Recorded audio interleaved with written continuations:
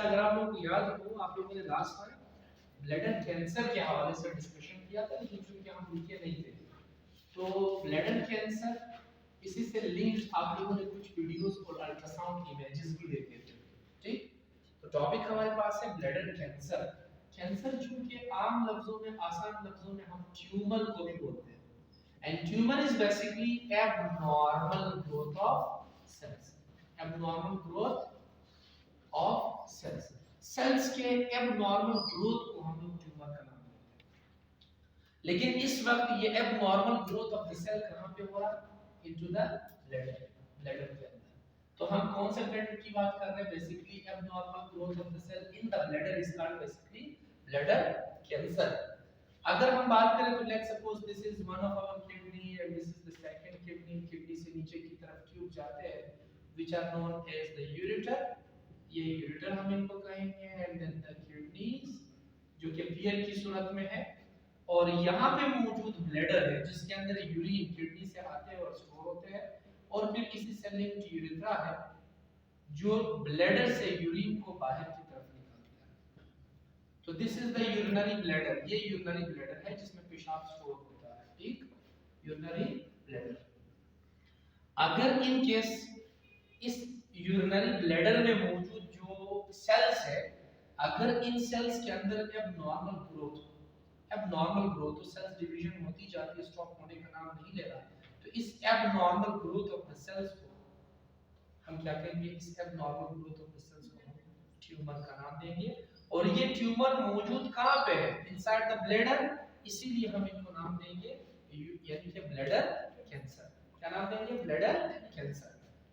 अब अगर हम बात करें कि ये ब्लैडर कैंसर किस वजह से हुआ, तो काजेस की, काजेस बेसिकली ब्लैडर कैंसर के पीछे जो है वो जेनेटिकल म्यूटेशन है, जिसके बारे में हम डिटेल से कल बात कर चुके हैं। इसीलिए हमारा टॉपिक कल कंप्लीट नहीं हुआ, क्योंकि हम म्यूटेशन, डीएनए क्रोमोसोम्स क्या होते हैं, डीएनए क्या होते हैं, कल का हमारा टॉपिक वही रहा, ठीक। तो जेनेटिकल स्टैंड्स फॉर, यानी कि जेनेटिकल जो है वो जीन्स है, और म्यूटेशन जो है वो बेसिकली चेंज इन डीएनए या चेंज इन जीन्स में या क्रोमोसोम्स में। तो क्रोमोसोम्स में तब्दीली, डीएनए में तब्दीली, जीन्स में तब्दीली बेसिकली म्यूटेशन है। इस म्यूटेशन के बाद यानी आपके जीन्स क्या होंगे? जीन्स म्यूटेट हो जाएंगे, जीन्स चेंज हो जाएंगे। अब आप कल जीन्स के बारे में पढ़ चुके हो कि जीन्स हेरिडिटरी मटेरियल है जो खसूसियात को माँ बाप से बच्चों को मुंतकिल कर रहे हैं। तो वो मटेरियल, वो हेरिडिटरी वरासती मटेरियल जो माँ बाप से खसूसियात को बच्चों में मुंतकिल करे, उसे हम जीन्स कहते हैं, ठीक। अगर इन जीन्स में कोई एरर हो, कोई गलती हो, ठीक, तो ये भी इसकी वजह से क्या होगा? Genetical mutation. और यही जेनेटिकल म्यूटेशन यानी कि क्या करेंगे?